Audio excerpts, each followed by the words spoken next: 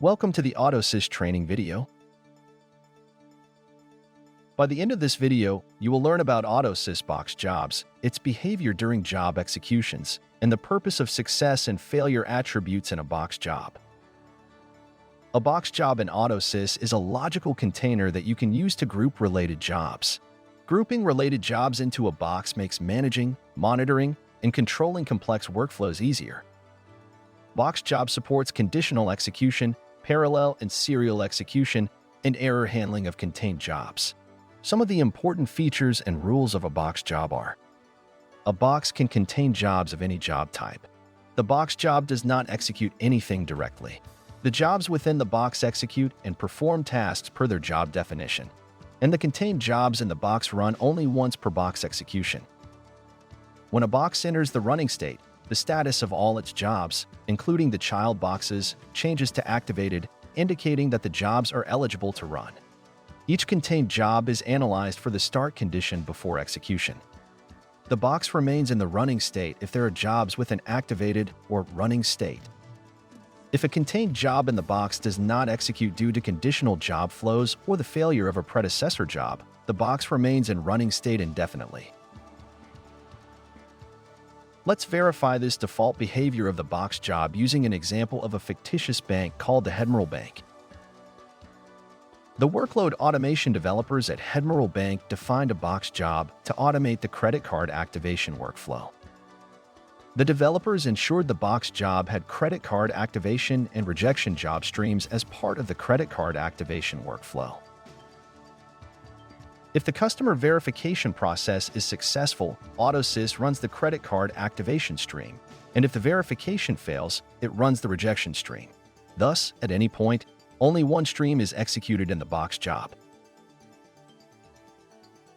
However, due to the default behavior of the box job, on execution, the box job enters the running state and the contained jobs in the activated state. If the box job has a conditional branching of job streams, one of the job streams completes the execution while the other remains in the activated state. And the box job remains in a running state forever as one of the job streams is in an activated state. Let's enter our training environment and review the default behavior of the box job in the AutoSys web UI. For this demo, we assume that the environment settings for AutoSys are already in place. Log into Web UI and click the Quick View tab. In the Quick View tab, provide the credit card verification box job name and click Go. Expand the box job in the search results to view the list of contained jobs.